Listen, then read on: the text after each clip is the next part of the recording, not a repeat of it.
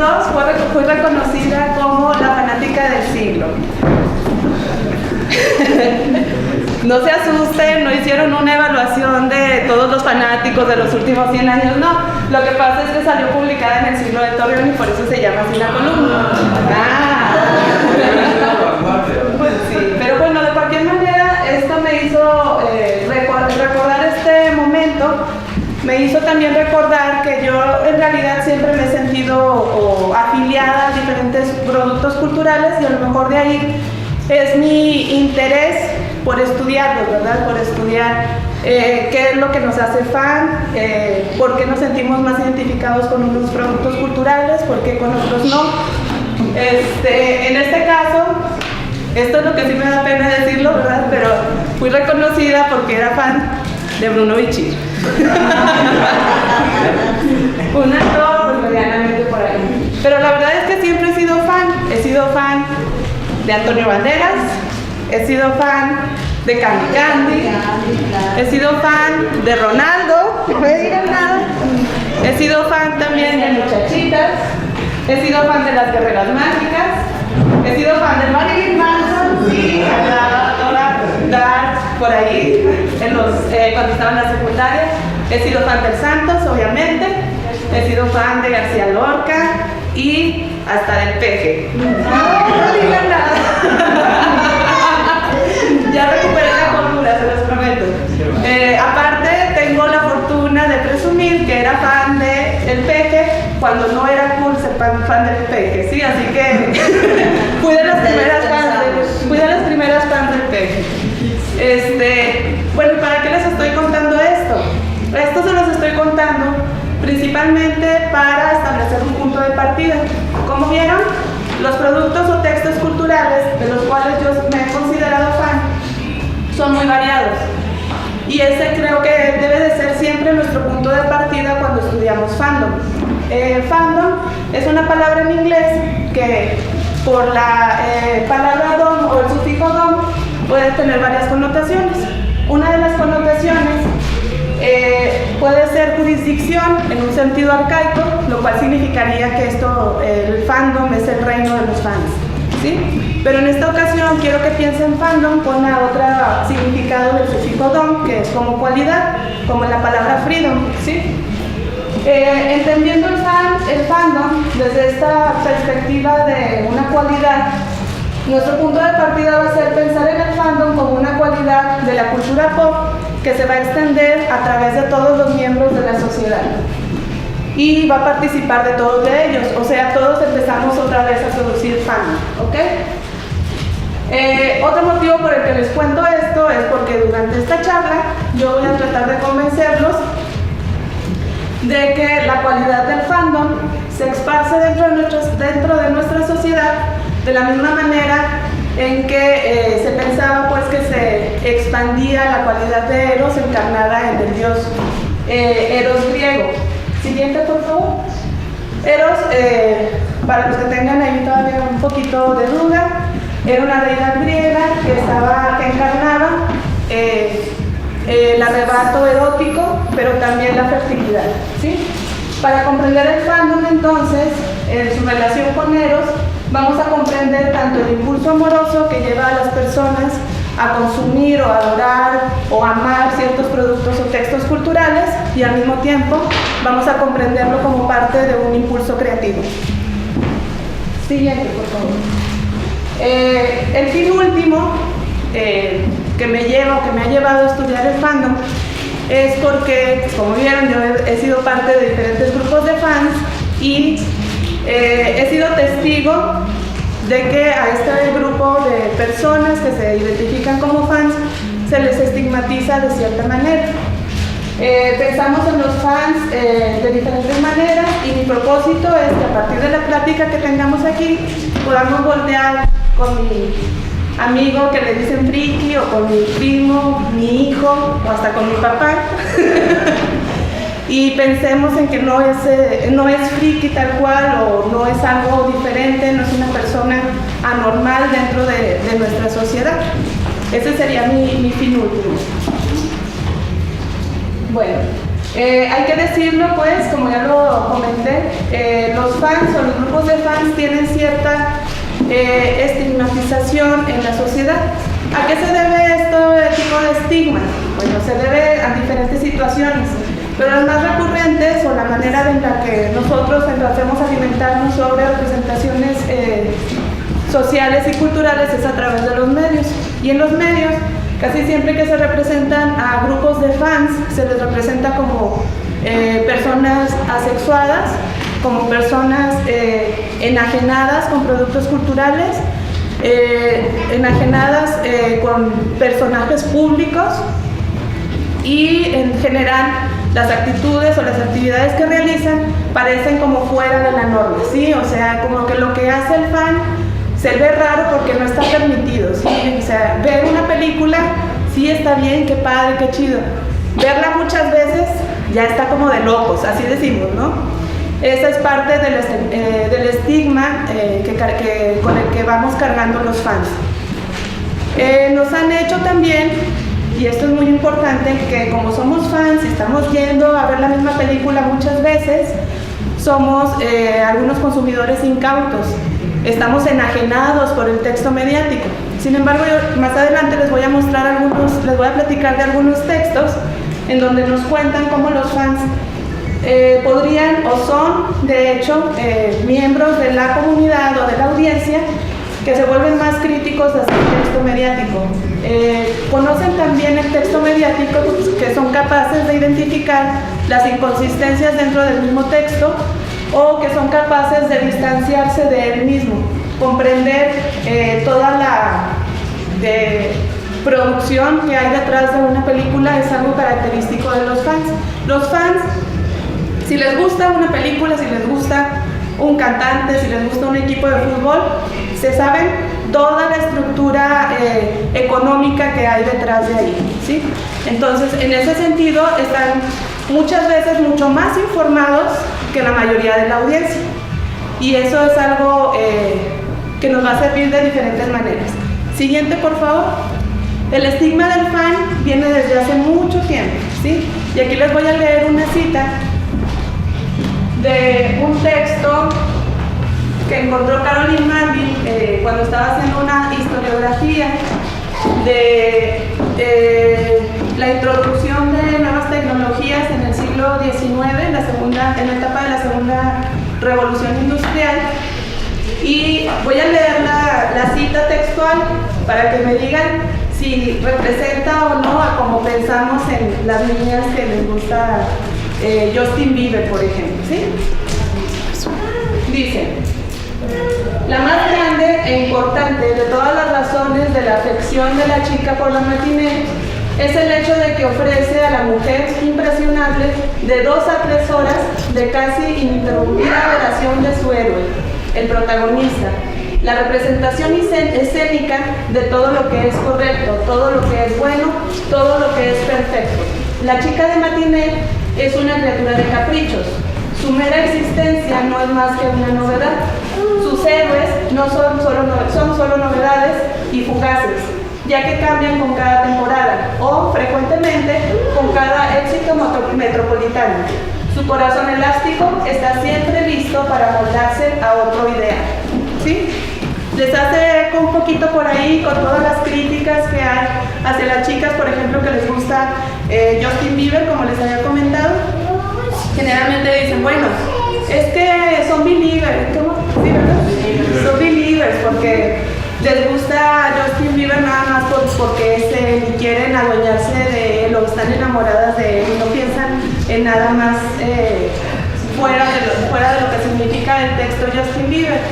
Bueno, los estudios de fans se tratan de analizar o de comprender qué hay detrás de esa adoración, porque recordemos que si estamos hablando de que funciona como Eros, por un lado está el impulso amoroso, pero por otro lado hay un impulso creativo.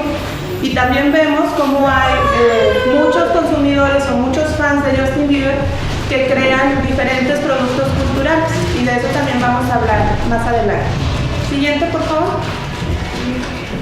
Bueno, también existen otros referentes históricos de actividades propias de los fans.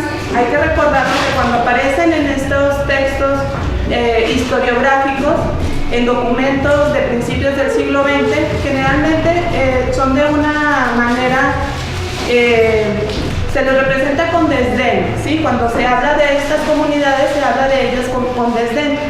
Se habla, por ejemplo, en 1920 había ya la existencia de comunidades de audiencias de ciencia ficción que escribían historias alternativas de ciencia ficción, pero todo visto desde una manera negativa, como por qué estarían haciendo historias de una película de ciencia ficción que vieron o que consumieron en el cine. ¿Qué caso tendría esto? Estas personas están enajenadas, no piensan en nada más. Esta es la idea, ¿sí?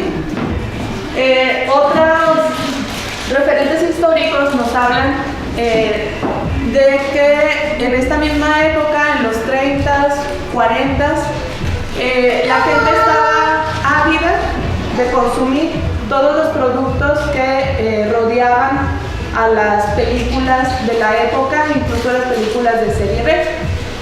Eran películas que generalmente sacaban poquitos pósters o poquita mercancía porque no tenían el presupuesto que tenían las grandes producciones, y la gente buscaba de manera ávida tener esos coleccionables, ¿sí? Entonces esto por un lado nos confirma que el estigma del fan ha estado permeando nuestra sociedad desde hace bastante tiempo, ya ahorita serían 2 siglos, pero también, siguiente por favor, nos va a hablar de que esto lo podemos también utilizar como una evidencia de que el fenómeno del fandom quiere decir que ha estado siempre presente en nuestra sociedad, y sobre todo que no es una característica de la generación que está enajenada con la televisión, o de la generación que nada más está con la tablet, la generación que se la pasa viendo a youtubers. No es característico de ellos, ¿sí? Es algo que ha estado pululando en nuestra sociedad desde hace muchísimo tiempo, y que ahora, digamos que como somos más los que practicamos esas actividades, o los que producimos más fandom, empiezan a decir o a estigmatizar a estos grupos, ¿sí? Siguiente, por favor.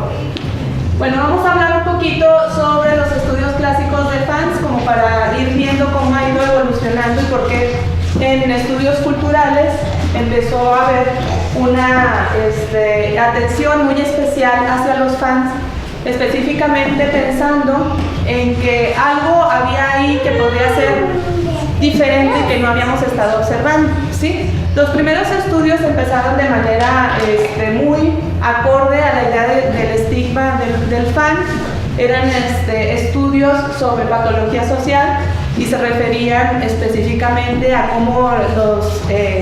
cómo las masas se enajenaban con una serie de televisión tipo Star Trek, cómo perdían su identidad por asumir la identidad de esos personajes que eran representados, ¿sí? Y era cuestionado como una patología social en el sentido de que se comportaban fuera de la norma en los grupos, ¿sí? Los siguientes estudios fueron sobre economía cultural. Precisamente, si los fans estaban consumiendo tantos productos culturales, entonces estaban siendo colonizados por las grandes productoras hollywoodenses, que no les permitían crear cosas diferentes, ¿sí? También eso sigue en la misma línea del estigma. Sin embargo, más o menos en los 80, empezaron a pulular los estudios de recepción desde la parte de estudios culturales, y empezaron a hacer estudios, digamos, más benévolos. En vez de establecer el estigma, empezaron a preguntarse por qué, ¿sí? Y al preguntarse por qué, uno de los estudios, por ejemplo, el de mujeres y novelas románticas, decían, bueno, las mujeres están tontas, o por qué no más están leyendo novelas románticas, por qué no leen historias de guerra, o sea, ellas están condenando a sí mismas a repetir patrones culturales y estar siempre buscando solamente la realización en una pareja a través del matrimonio, porque como vemos, están consumiendo nada más novelas románticas. Y entonces Janice Radway, por ejemplo, hace un estudio sobre cuál es la motivación de las mujeres para leer novelas románticas. Y las mujeres de esa época, les repito, son los 80, ellas decían que para ellas era un escape de todas sus actividades que les demandaban dentro de la casa, algunas dentro de ámbitos laborales, no la mayoría, recordemos la época. Pero entonces, al momento de cuestionarles por qué les gustaban estas novelas, ellos empezaron a comentar que era una especie de aprendizaje vicario, ¿sí?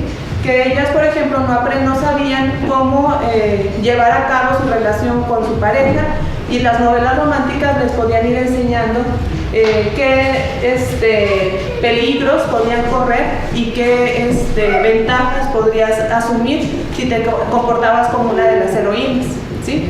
Entonces vemos también por ahí que empieza a haber un tipo de empoderamiento de la mujer, no tanto quemando brasieres así de los 70, ¿verdad? Sino viendo como dentro de mi ámbito cultural, dentro de mi escenario, siendo mujer y sin dejar de ser mujer, cómo puedo ir cambiando mi situación en este caso. Otros de los estudios más prolíficos son sobre la Beatlemanía y también sobre las fans de Elvis Presley, principalmente sobre el motivo por qué las mujeres o las muchachas les escribían cartas a estos ídolos juveniles y qué información ponían en estas cartas. Y entonces empezamos a ver algo que ahorita voy a retomar porque se va a repetir en la manera en que nosotros ahorita consumimos videos sobre textos culturales en YouTube. Empezaron a ver que en estas cartas se compartían cuestiones muy íntimas de las mujeres, ¿sí? Trataban al ídolo como si fuera una persona cercana, ¿sí?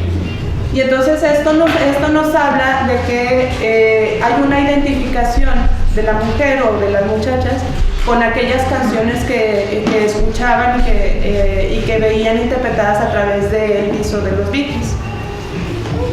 Otra de los textos clásicos sobre fans, quizá el que más me gusta, es uno que llevó a cabo en Inglaterra, John Fiske, respecto de la identificación de adolescentes inglesas con Madonna, ¿sí?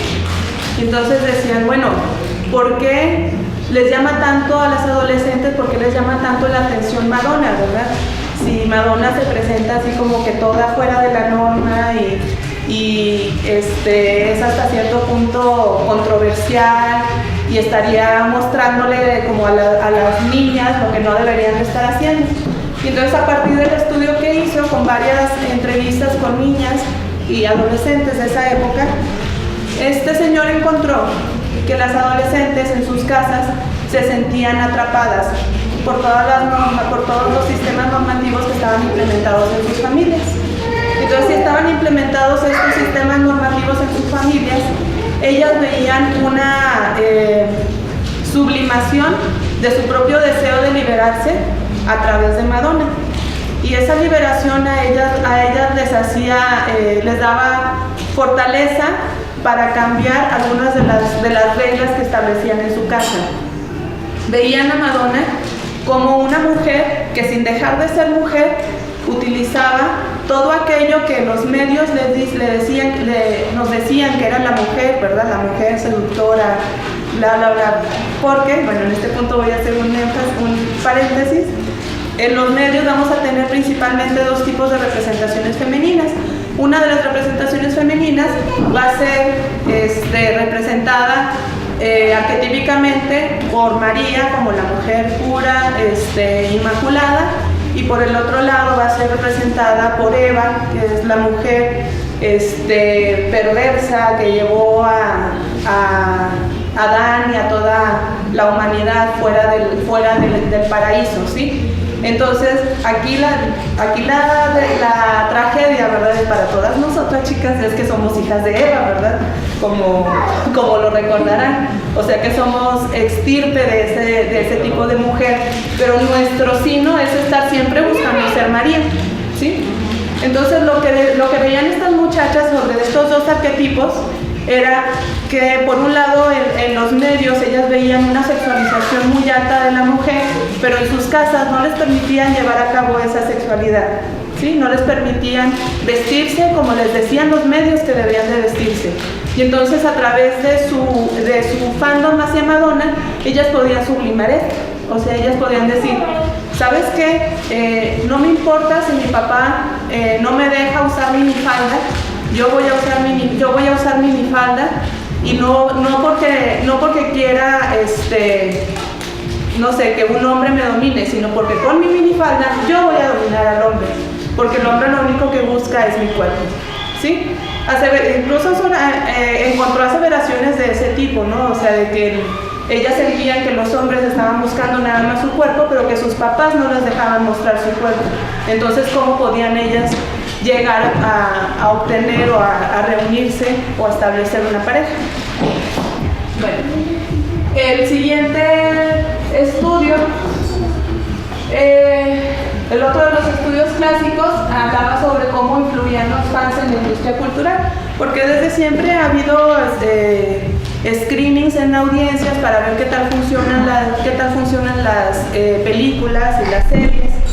Y cuando se cancelan series, ustedes saben, todavía ocurre en la actualidad que si se cancelan series, como se canceló en Netflix Sense8, porque, ¿verdad? Lo que yo digo.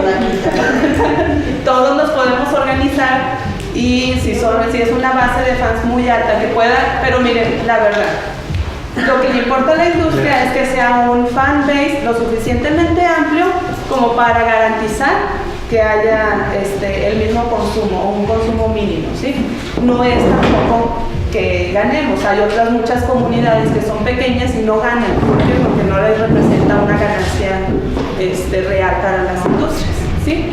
Y bueno, otros de los estudios clásicos se trataban de esos, y también usaban, por ejemplo, las cartas que mandaban a los programas de televisión, si les gustaban, si no les gustaban, y a partir de ahí iban determinando a qué anchor de noticias quitaban o qué programa de revista dejaban puesto, y así sucesivamente. Siguiente, por favor.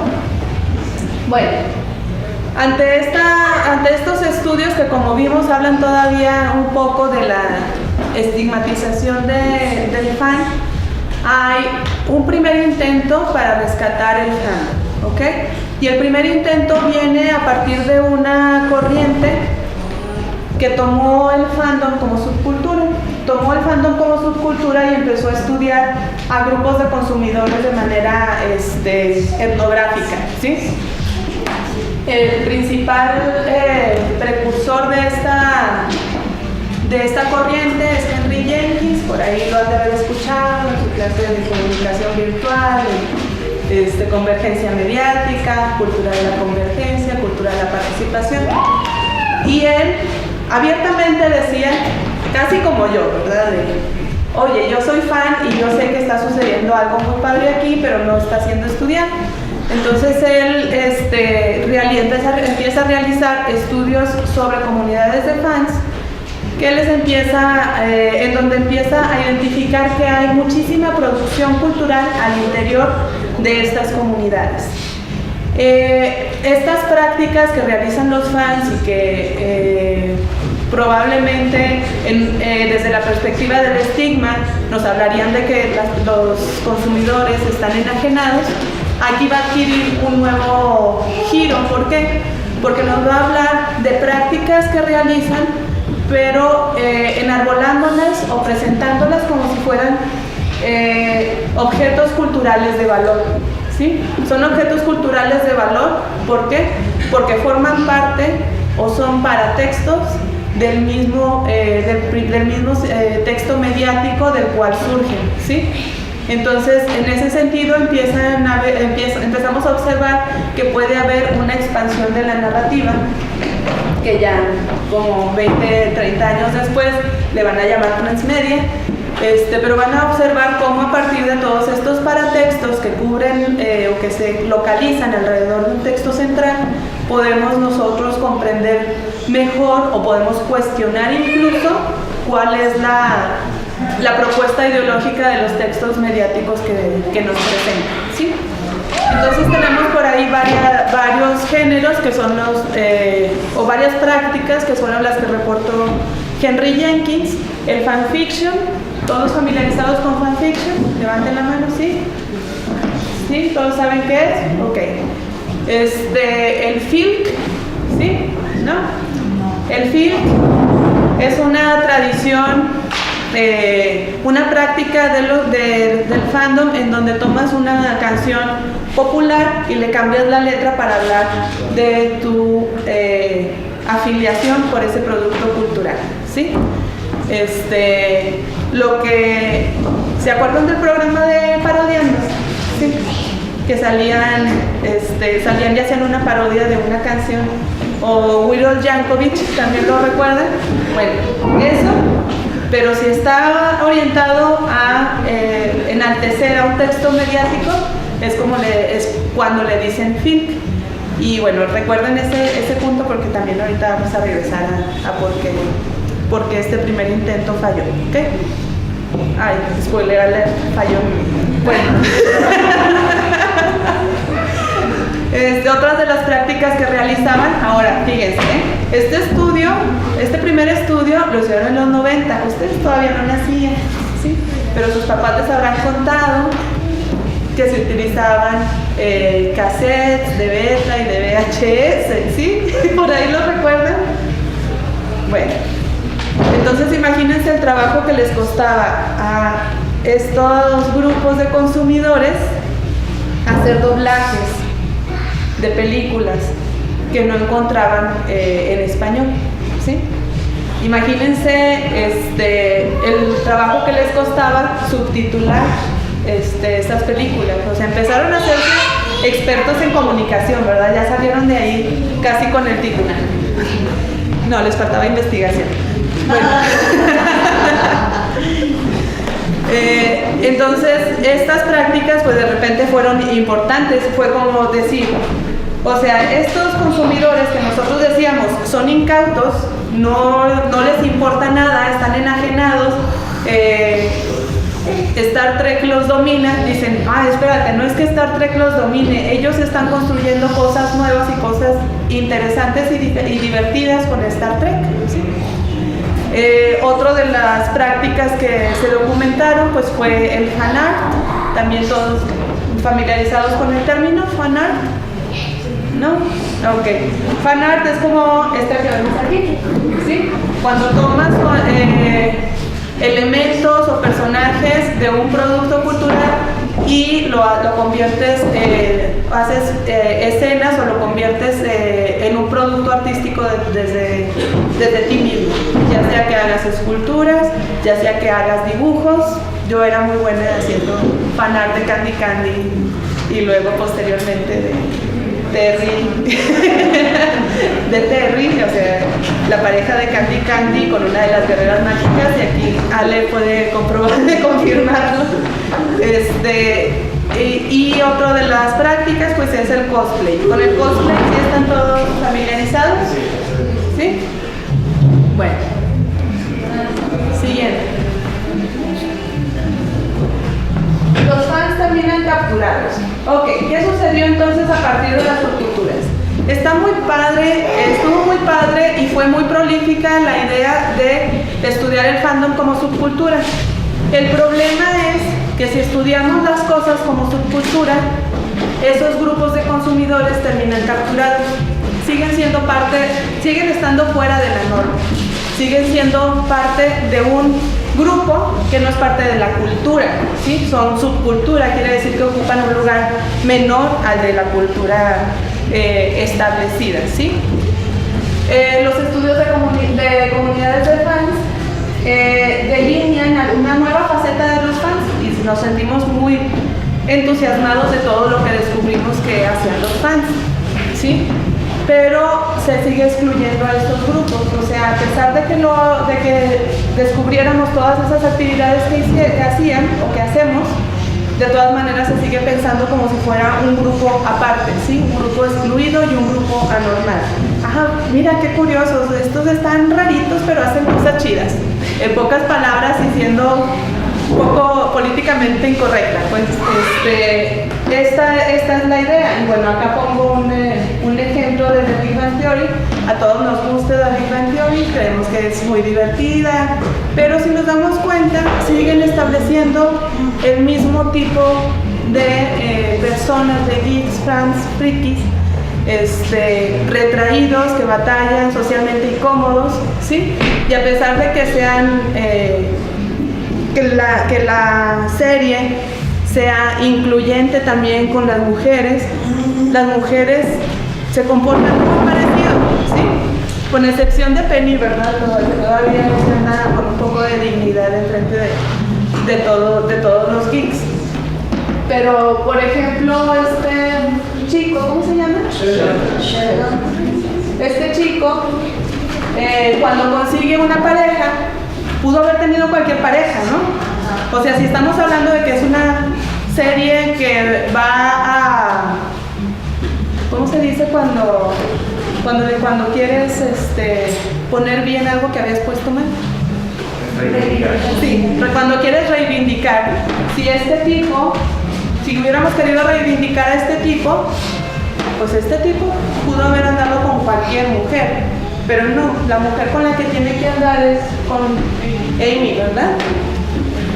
Que es prácticamente igual de anormal y retraída que él, ¿sí?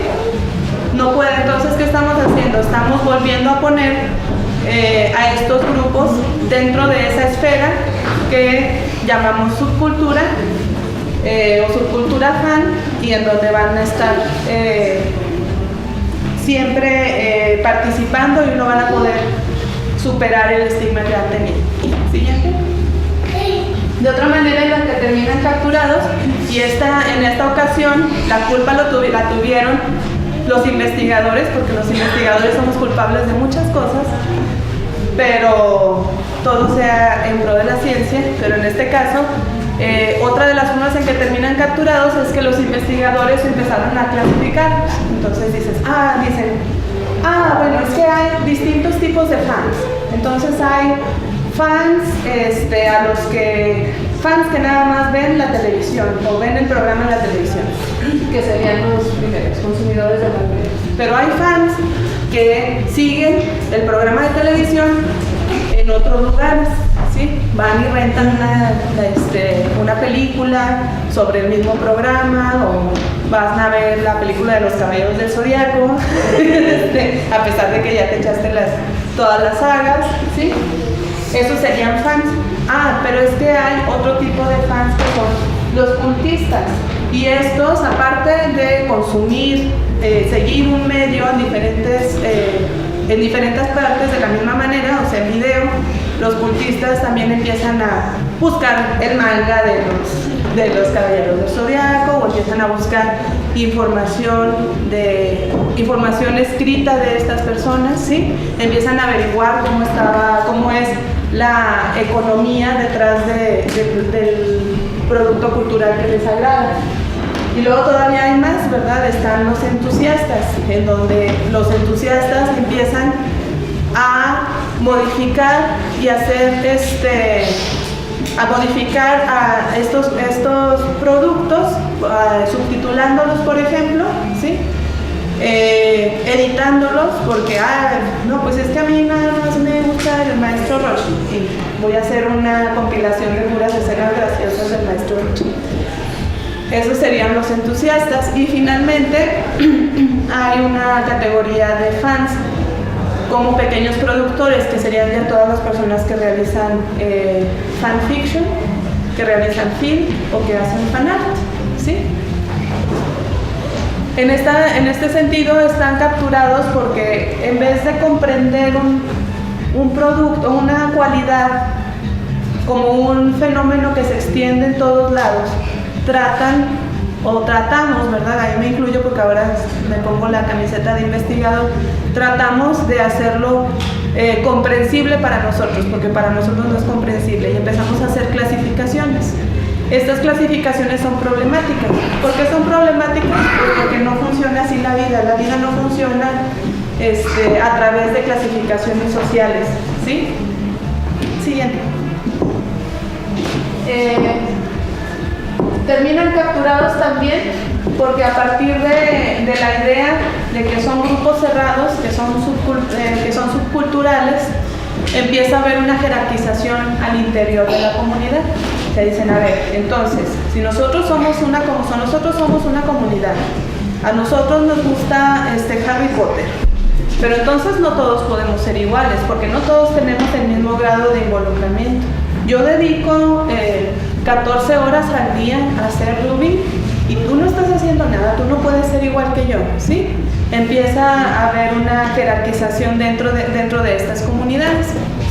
Esta jerarquización tienen fenómenos muy discriminatorios y excluyentes, como el fanon, que es una aliteración de canon, ¿verdad?, que se refiere a todas estas reglas establecidas para escribir fanfiction, por ejemplo, en donde no te puedes salir de lo que ya está establecido en la saga de Harry Potter. O sea, si tú quieres hacer un fanfiction, tiene que ser congruente con lo que ya con lo que ya escribió J.K. Rowling. Si escribes algo que se sale fuera de la norma, no estás respetando el fanon. Sí, y entonces empiezan a excluir a estas mismas personas, a pesar de que quieren formar parte de la comunidad y de que también están produciendo, pues también producen y contienen fandom en sí mismos. Otra de las preocupaciones más importantes del estudio de fandom como subcultura es que la incursión de la academia empezó a tener eco, ¿sí? La incursión de los investigadores, nuestro sueño se hizo realidad. Empezó a tener eco, pero lo malo fue que no fue de una buena manera, ¿sí? Empezamos a observar que se empezó a observar que había muchos académicos que eran miembros de comunidades de fans, y a partir de ahí hacían teorizaciones sobre esas comunidades, cosa que, como saben, no puede ser ética, ¿sí? Si tú eres miembro de una misma comunidad, no puedes hacer un estudio sobre tu propia comunidad para exaltar todo lo fregón que son, ¿verdad? Porque estarías cayendo en un problema ético porque no estás observando de manera objetiva. Y luego la contraparte. Grupos de fans o miembros de las comunidades de fans que dicen, a ver, yo estoy como que hasta abajo en la jerarquía, pero yo quiero ir subiendo. ¿Y qué puedo hacer para ir subiendo? Pues me voy a ir informando de los estudios o de la investigación que hay sobre fans. Entonces a mí me tocó, por ejemplo, ver entrar a un blog cuando estaba haciendo mi estudio sobre Harry Potter. Estaba haciendo una exploración y me metí en un blog para ver qué temas eran los que discutían, y entonces hice no me acuerdo qué pregunta, y entonces me dijeron, salte de aquí, si no has leído Textual Poachers de Henry Jenkins, no tienes derecho a comentar, ¿sí? Textual Poachers es el libro que les decía de los 90, cuando empezó el tema del fan como subcultura, ¿sí? Entonces esa misma exclusión se les hace a todas las personas, ¿sí? Espero.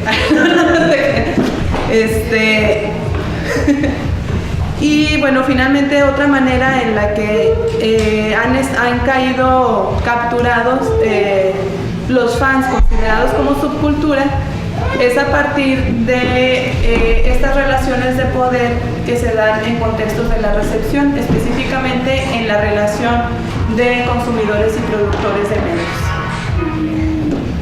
Siguiente. Bueno, entonces, ¿cuál sería la propuesta o qué es lo que yo pensaría que sería lo mejor que pudiéramos hacer para comprender el fandom y para trabajar fandom? en estudios culturales. La propuesta sería, y aquí le puse en un segundo intento por rescatar el fandom, es estudiarlo, como les dije en un principio, como una cualidad de la cultura pop. Estudiar el fandom como una cualidad de la cultura pop permite identificar distintos tipos de receptores en donde la característica del fan no es asignada por nosotros como investigadores, sino por ellos mismos. Y entonces, si consideramos que el fandom se extiende por todos lados, se puede extender tanto hacia algo bueno como hacia algo malo. A lo mejor no eres fan de una serie y en algún momento la ves, pero no te consideras fan. Pero a lo mejor ves una serie y te cae gorda, sí, pero te cae gorda de que la aborreces y no la quieres volver a ver, y cada que alguien te dice algo, despotricas en contra de ella. En ese caso, serías antifan. Yo soy antifan de varias series, sobre todo varios actores. No soporto, por ejemplo, a Russell Crowe, no soporto a, ¿cómo se llama? A Nicolas Cage. ¿Sí? Entonces vemos que en realidad, como es cualidad y se tiene y se practica, igual que la libertad, igual que el eros, lo podemos practicar de forma positiva o de forma negativa, ¿sí? Y entonces de esa manera nosotros nos acercaríamos a los consumidores y ellos deberían de decidir por sí mismos si realmente son fans, si ni les va ni le viene la serie, pero la han visto, por ejemplo, o si por el contrario odian la serie, porque eso en realidad te va a dar una idea más clara de lo que ocurre o de lo que está ocurriendo en la sociedad respecto de un producto cultural, que si estudias nada más a los fans. Porque si estudias nada más a los fans, pues vas a tener información muy entusiasta sobre el texto, ¿sí? Si tienes la contraparte, vas a poder comprender qué tan lejos llega la influencia de este producto cultural. Siguiente, por favor. Bueno, en este segundo intento de recuperar el fandom, comprendiéndolo entonces así como una cualidad, podemos establecer diferentes géneros y textos que a lo mejor no era posible o no era pensado estudiar a través del fandom. Y en este caso, por ejemplo, les pongo el ejemplo de los furries, porque fue el tema de análisis de la última convención de Fan Studies. Y desde que me propusieron el tema, todo el mundo se quedó como, ¿furries? ¿Fandom de los furries? ¿Sí? ¿Neta? Y después tuvieron que poner un nuevo documento en donde explicaban de nuevo esta idea de que tendríamos que buscar la manera en que el fandom se extiende, ¿sí? A partir de diferentes productos culturales, ¿sí? Siguiente, por favor. Otro ejemplo serían las telenovelas mexicanas, ¿sí? Como saben, en Latinoamérica las telenovelas mexicanas son muy consumidas y hay un montón de estudios sobre las telenovelas, ¿sí? Desde los 80, 90, Martín Barbero, Jorge González, todos ellos siempre han estado estudiando recepción de novelas o novelas en la vida cotidiana. Si a estos estudios les agregamos una característica o un componente de cómo funciona el fandom de las telenovelas, ¿sí? Nosotros podríamos comprender por qué una telenovela como Mirada de Mujer produjo un cambio cultural tan importante, ¿sí? No estoy diciendo que antes de Mirada de Mujer no hubiera cougars, ¿verdad? O que no hubiera señoras que se emparejaran con hombres menores, pero eran parte de lo anormal, ¿sí? No eran bien vistas. Entonces, a partir de la telenovela, por ejemplo, Mirada de Mujer, empezó a ser más aceptado dentro de la sociedad. Y bueno, los estudios clásicos de novelas también nos hablan sobre cómo se producen dentro de las mismas familias reglas y prácticas que obtienen de lo que ven en la televisión, ¿sí? Y no significa que estén reproduciendo así tal cual, tipo aguja hipodérmica, ¿verdad? Voy a reproducir todo lo que me puso la telenovela, sino que dice, órale, si en ese momento, en esa circunstancia funcionó, a lo mejor me puede funcionar.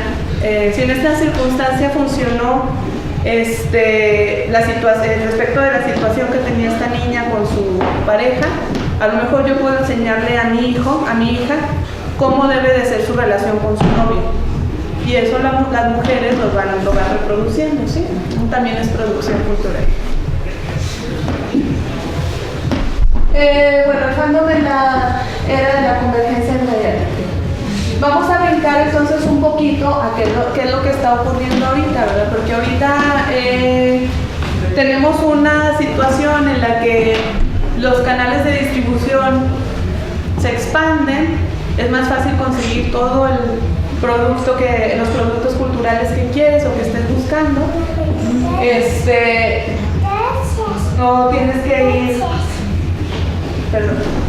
que ir con el señor de la Fayuca a cambiarle tu VHS para que te dé uno nuevo con el nuevo capítulo, haciendo prácticas ilegales, ¿no? Haces otro tipo de prácticas ilegales, pero ya no es tan difícil, pues, ¿sí? Todo lo puedes hacer desde la comodidad de tu casa o de tu celular, ¿sí? ¿Qué cambios hemos experimentado a partir de la convergencia mediática? Muchas de las prácticas que nosotros asumíamos que eran parte de la subcultura de los fans, y entonces nada más los fans lo hacían, empezamos a hacerlas nosotros, ¿sí? Empezamos a hacerlas nosotros y nos quedamos en Netflix viendo toda una serie, una y otra vez, otro capítulo, hasta que te lo acabas, ¿sí? ¿Es cierto o no? ¿Todos lo hacemos? Esa, digamos que sería una extensión de las prácticas que Ali y yo hacíamos desde que estábamos chiquitas. Poníamos todo un capítulo y otro capítulo de las guerreras mágicas. Ahora es como socialmente aceptado, ¿verdad? Y hasta dicen, me quedé hasta las 4 de la mañana. ¡Ay, qué bárbaro! Y terminaste, no, estoy que me muero. ¿Sí? Entonces vamos a ver cómo muchas de esas prácticas que normalmente acuñábamos a comunidades de fans, lo vamos a ir viendo a lo largo de todo el entramado social. ¿Okay? Siguiente, por favor. La multiplicación de contenidos y canales también ha traído consigo que podamos encontrar espacios para la interacción y discusión de textos mediáticos. Si resulta que a ti te gustó mucho una serie y a nadie más le gustó, siempre vas a encontrar algún foro en el que puedas discutirlo, ¿sí? Y parte de discutir el texto mediático y no cansarte de discutir y volverlo a analizar y volver a pensar en dónde se equivocó el guionista o qué es lo que dejó abierto, también es una de las prácticas que realizan los que llamábamos grupos de fans, ¿sí? Quiere decir que cada vez es más evidente que lo realizamos. Digo que cada vez es más evidente porque, como dije hace un momento, prácticas como el film, pues al menos en México las hemos hecho siempre, ¿sí? Cambiarle la letra a una canción para dedicársela al chavo que te gusta o para dedicársela a que te cae gordo, ¿sí me explico? De cualquier manera siempre lo hemos hecho, solamente que ahora se hacen más visibles a través de los medios. Siguiente, por favor. Bueno, entonces, ya casi para terminar, ¿cuál va a ser el reto de comprender el fandom entonces que les quisiera proponer para esta charla? El objeto de fandom, dicen, todavía siguiendo una opinión estigmatizada, funciona como una extensión y por lo tanto se convierte parte de la identidad propia, ¿sí? Pero aquí yo voy a agregar, en la medida en que nosotros, como consumidores, podamos distinguir cómo funciona el fandom en nuestra sociedad, podemos dejar de estigmatizar a los grupos de fans, podemos dejar de pensar que si a alguien le gusta Stranger Things, no significa que esa sea su identidad, ¿sí? Y yo, por ejemplo, estoy ahorita muy orgullosa de varias investigaciones que están realizando en la facultad, pero sobre todo voy a mencionar una investigación de Miguel Cervantes, en donde estudia la diversidad del consumo de los fans. Es algo en lo que nosotros debemos de pensar, ¿sí? Nosotros debemos de pensar en que una sola persona, por ejemplo yo, imagínense que tuve una nota periodística en donde para toda la vida voy a ser la fan de Bruno Bichir, Oso Mil, ¿sí? Pero no toman en consideración que me gustaba también Candy, Marilyn Manson, bueno, eso también me da oso, pero... bueno, el santo no me da oso. Bueno, el caso es que la diversidad de las cosas que consumes o de la diversidad de las cosas que produces, que te producen fandom, es muy amplia y no se puede restringir a un solo producto cultural. Y yo como fan me siento muy molesta cuando nada más me relacionan con uno de esos textos mediáticos. ¿Sí? Siguiente, por favor. Eros, recordemos, era un dios primigenio del deseo, pero también de la fertilidad, ¿sí? Así también el fandom representa tanto el ímpetu de las audiencias por consumir ciertos textos mediáticos, como el impulso creativo y natural de las audiencias por construir sus propios objetos culturales. Eso es lo más importante que nosotros debemos de comprender, o el motivo por el que puse a la conferencia Fandom Eros, porque funcionan de una manera muy similar.